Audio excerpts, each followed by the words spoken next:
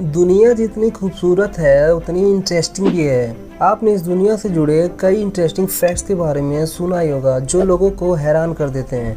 आज हम कुछ ऐसे इंटरेस्टिंग फैक्ट को बताएंगे जिसे सुनकर आप भी बोलेंगे वाओ इंटरेस्टिंग।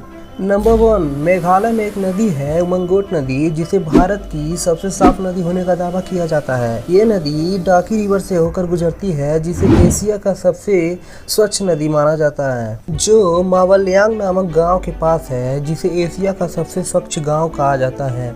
इस गांव में 300 घर हैं और सभी मिलकर इस नदी की साफ सफाई करते हैं।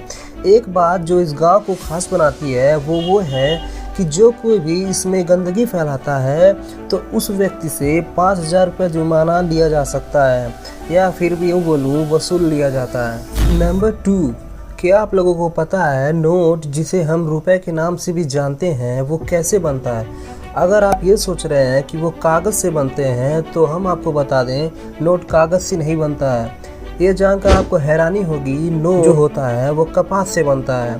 ऐसा इसलिए क्योंकि कपास जो होता है वो कागज़ के मुकाबले ज़्यादा मजबूत होता है और जल्दी नहीं फटता है। नंबर 3, क्या आपने कभी किसी बिल्ली को जाने अनजाने में मारा है?